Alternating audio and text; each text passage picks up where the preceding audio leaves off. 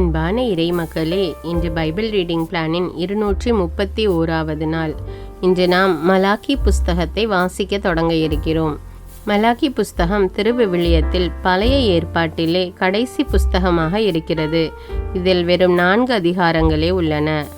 Malachi என்னும் இறைவாக்கு நூல் கிமு 5ஆம் நூற்றாண்டில் எருசலேம் கோவில் மீண்டும் கட்டி எழுப்பப்பட்டதற்கு பின் தோன்றியது. குருக்களும் மக்களும் சமய கடமைகளில் தவறினர். அவர்கள் ஆண்டவருக்கு சேர வேண்டிய காணிக்கையை முறைப்படி செலுத்தவில்லை. அவர் தம் கட்டளைகளை கடைபிடிக்காது அவரை அவமதித்தனர். அவரது திருப்பெயரை கலங்கப்படுத்தினர். எனவே ஆண்டவர் தம் மக்களுக்கு தண்டனை வழங்கவும் அவர்களை தூய்மைப்படுத்தவும் வருவார். அவரது வருகைக்கு முன் அவரது வழியை ஆயத்தம் செய்யவும் அவரது உடன்படிக்கை பற்றி எடுத்துரைக்கவும் தம் தூதரை அனுப்புவார் என்பதே இந்நூலின் செய்தியாகும். மலாக்கி அதிகாரம் 1. மலாக்கி வாயிலாக இஸ்ரேலுக்கு ஆண்டவர் உரைத்த வாக்கு. இஸ்ரேல் மக்கள் மேல் ஆண்டவரின் அன்பு. உங்களுக்கு நான் அன்பு காட்டினேன் என்று ஆண்டவர் சொல்கிறார். நீங்களோ எங்களுக்கு நீர் எவ்வாறு அன்பு காட்டினீர் என்று கேட்கிறீர்கள். யாக்கோபுக்கு ஏசா உடன்பிறப்புதான். ஆயினும் யாக்கோபுக்கன்றோ நான் அன்பு காட்டினேன். ஆனால் ஏசாவை வெறுத்தேன். அவனது மலைநாட்டை பாழாக்கினேன். அவனது உரிமை சொத்தை பாலை நிலத்து குள்ள நரிகளிடம் கையளித்து விட்டேன் என்கிறார் ஆண்டவர். நாங்கள் அழிக்கப்பட்டோம், ஆனாலும் பாலடைந்தவற்றை மீண்டும் கட்டி எழுப்புவோம். எங்கள் நகர்கள் அழிக்கப்பட்டன, ஆனால் அவற்றை நாங்கள் மீண்டும் கட்டி எழுப்புவோம் என்று ஏதோமியர் கூறுவரேயானால் படைகளின் ஆண்டவர் கூறுவது இதுவே. அவர்கள் கட்டி எழுப்பட்டும், நான் அவற்றை தகர்த்து விடுவேன். தீய நாட்டினர் என்றும் ஆண்டவரின் கடும் சினத்திற்கு என்றென்றும் இலக்கான இனம் என்றும் அவர்கள் அழைக்கப்படுவார்கள். உங்கள் கண்களாலேயே இதை காண்பீர்கள். கண்டு இஸ்ரேலின் எல்லைக்கு அப்பாலும் ஆண்டவர் மாட்சிமிக்கவராய் இருக்கிறார் என்று சொல்வீர்கள். கண்டன குரல். மகன் தன் தந்தைக்கு மதிப்பு தருவான். பணியாளன் தன் தலைவனுக்கு மரியாதை செலுத்துவான். நான் தந்தையானால் எனக்குரிய மதிப்பு எங்கே?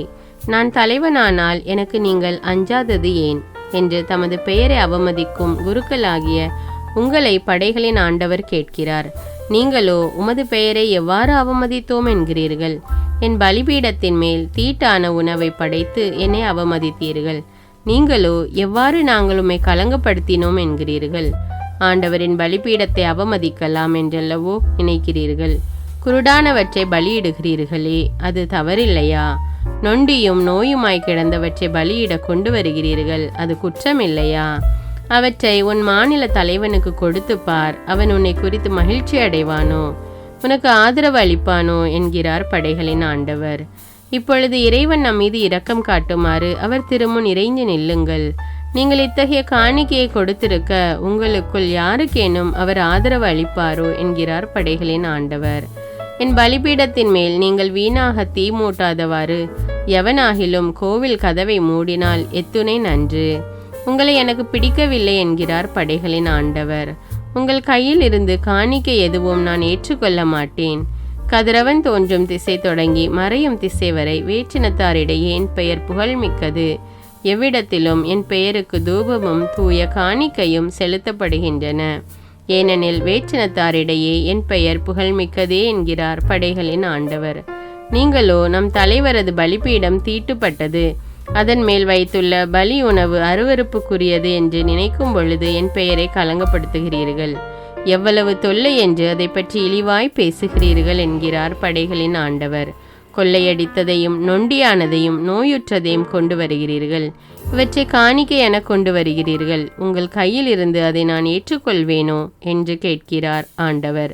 தன் மந்தையில் ஊனமற்ற ஒரு கிடாய் இருக்கையில் ஊனமுற்ற ஒன்றை பொருத்தனையாக தலைவராகிய ஆண்டவருக்கு பலியிடும் எத்தன் சபிக்கப்படுவானாக. நானே மாவேந்தர் என்கிறார் படைகளின் ஆண்டவர். மலாக்கி அதிகாரம் 2. இப்பொழுது குருக்களே, உங்களுக்கு நான் தரும் கட்டளை இதுவே. என் பெயருக்கு மாட்சி அளிக்க வேண்டும் என்பதை உங்கள் இதயத்தில் பதித்து கொள்ளுங்கள். எனக்கு நீங்கள் செவி கொடுக்காவிடில் உங்கள் மேல் சாபத்தை அனுப்புவேன். உங்களுக்குரிய நல்லாசிகளை சாபமாக மாற்றுவேன். ஆம், இக்கட்டளைக்கு உங்கள் இதயத்தில் இடமளிக்காததால் ஏற்கனவே அவற்றை சாபமாக மாற்றிவிட்டேன் என்று படைகளின் ஆண்டவர் சொல்கிறார். இதோ உங்களை முன்னிட்டு நான் உங்கள் வழிமரபை கண்டிப்பேன். திருநாள் பலிவிலங்குகளின் சாணத்தை உங்கள் முகத்திலேயே வீசி அடிப்பேன். அதோடு உங்களையும் தூக்கி எறிவேன். அப்பொழுது லேவியோடு நான் செய்து கொண்ட உடன்படிக்கை நிலைத்திருக்கவே அக்கட்டளையை உங்களுக்கு தந்தேன் என்பதை நீங்கள் புரிந்து கொள்வீர்கள் என்று சொல்கிறார் படைகளின் ஆண்டவர். நான் அவனோடு செய்து கொண்ட உடன்படிக்கை வாழ்வும் அமைதியும் தரும் உடன்படிக்கை. எனக்கு அவன் அஞ்சி நடக்கவே அவற்றை அவனுக்கு அளித்தேன். அவனும் எனக்கு அஞ்சி நடந்தான், என் பெயருக்கு நடுங்கினான். மெய்போதனை அவன் வாயிலிருந்து வெளிப்பட்டது, தீமை அவன் உதடுகளில் காணப்படவில்லை. அவன் என் திருமுன் அமைதியோடும் நேர்மையோடும் நடந்து கொண்டான். நெறிகேட்டிலிருந்து பலரை திருப்பிக் கொணர்ந்தான். ஒரு குருவின் உதடுகள் மெய்யறிவை காக்க வேண்டும். அவனது நாவினின்று திருச்சட்டத்தை கேட்க மக்கள் அவனை நாட வேண்டும். ஏனெனில் படைகளின் ஆண்டவருடைய தூதன் அவன். நீங்களோ நெறி தவறி நடந்தீர்கள். உங்கள் போதனையால் பலரை இடறி விழ செய்தீர்கள். லேவியோடு நான் செய்த உடன்படிக்கையை பாழாக்கி விட்டீர்கள் என்று சொல்கிறார் படைகளின் ஆண்டவர். ஆதலால் நானும் உங்களை மக்கள் அனைவர் முன்னிலையிலும் இழிவுக்கும் தாழ்வுக்கும் ஆளாக்குவேன். ஏனெனில் நீங்கள் என் வழிகளை பின்பற்றி ஒழுகவில்லை. உங்கள் போதனையில் ஓரவஞ்சனை காட்டினீர்கள். இறை மக்களின் நம்பிக்கை துரோகம். நம் அனைவருக்கும் தந்தை ஒருவரன்றோ? நம்மை படைத்தவர் ஒரே கடவுள் அன்றோ? பின்னர் ஏன் நாம் ஒருவருக்கொருவர் நம்பிக்கை துரோகம் செய்கின்றோம்? நம் மூதாதையரின் உடன்படிக்கையை ஏன் களங்கப்படுத்துகிறோம்? யூதா நம்பிக்கை துரோகம் செய்தான். இஸ்ரேலிலும் எருசலேமிலும் அருவருப்பானவை நடந்தேறின. ஏனெனில் ஆண்டவர் விரும்பிய தூயகத்தை தீட்டுப்படுத்திவிட்டு யூதா வேற்று தெய்வத்தின் மகளை மணந்து கொண்டான்.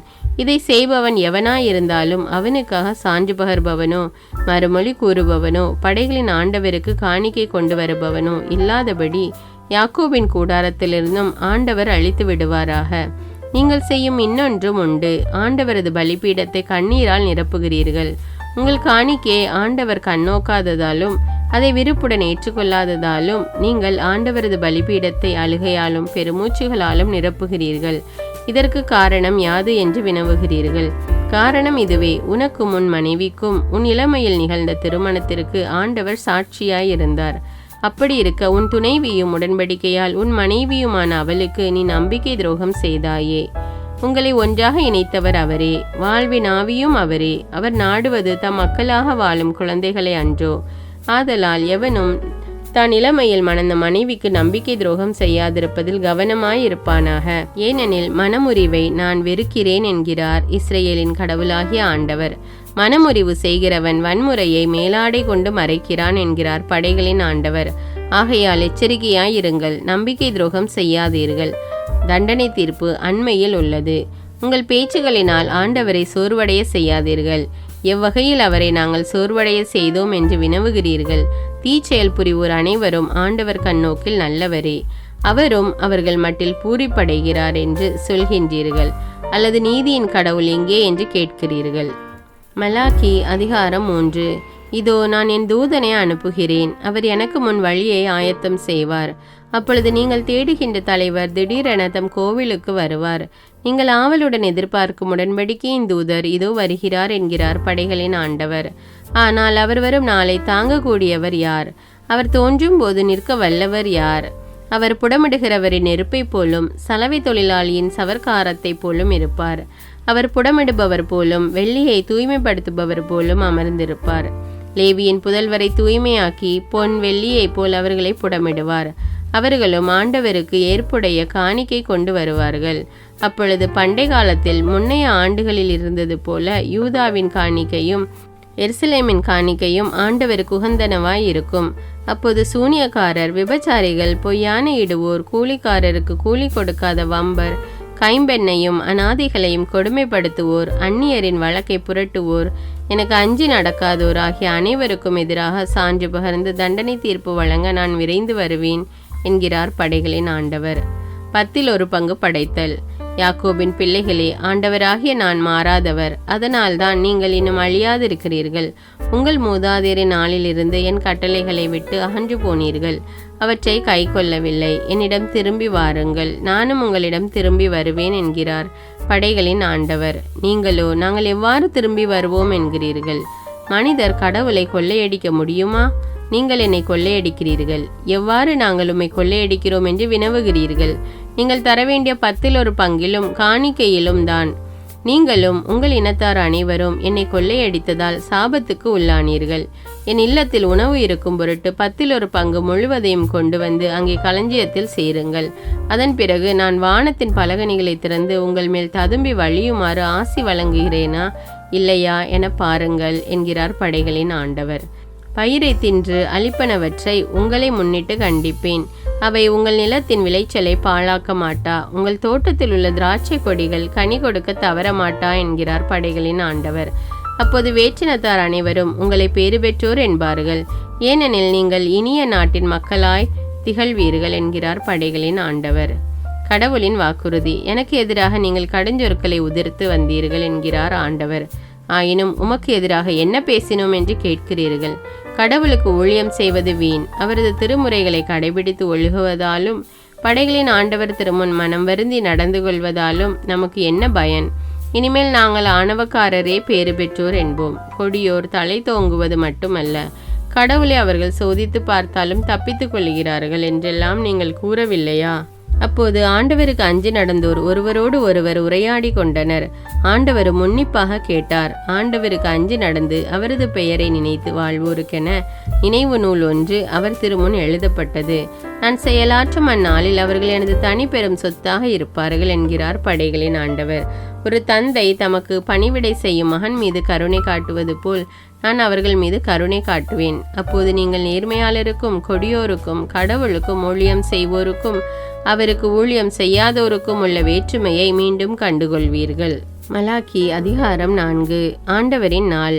இதோ சூளையைப் போல் எரியும் அந்த நாள் வருகின்றது. அப்போது ஆணவக்காரர் கொடுமை செய்வோர் அனைவரும் அதனுள் போடப்பட்ட சருகாவர். வரப்போகும் அந்த நாள் அவர்களுடைய வேரையோ கிளையையோ விட்டு வைக்காது, முற்றிலும் சுட்டரித்து விடும் என்கிறார் படைகளின் ஆண்டவர்.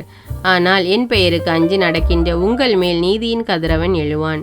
அவனுடைய இறக்கைகளில் நலம் தரும் மருந்து இருக்கும். நீங்களும் தொழுவத்திலிருந்து வெளிவரும் கொழுத்த கன்றுகளைப் போல் துள்ளி ஓடுவீர்கள். நான் செயலாற்றும் அந்நாளில் கொடியோரை நீங்கள் நசுக்கி விடுவீர்கள். அவர்கள் உங்கள் உள்ளங்காலுக்கு அடியில் சாம்பலை போல் ஆவார்கள் என்கிறார் படைகளின் ஆண்டவர். ஒரேபு மலையில் இஸ்ரவேலர் அனைவருக்கென்றும் என் ஊழியராகிய மோசேக்கு நான் கட்டளையிட்டு அருளிய நீதி சட்டத்தையும் நியமங்களையும் நீதி நெறிகளையும் நினைவிற்கு கொண்டு வாருங்கள். இதோ பெரியதும் அச்சத்தை தோற்றுவிப்பதுமான ஆண்டவரின் நாள் வருமுன் இறைவாக்கினர் எலியாவை நான் உங்களிடம் அனுப்புகிறேன். நான் வந்து உலகை சபித்து தண்டிக்காதபடி அவர் பெற்றோரின் உள்ளங்களை பிள்ளைகளிடத்தும் பிள்ளைகளின் உள்ளங்களை பெற்றோரிடத்தும் திருப்புமாறு செய்வார்.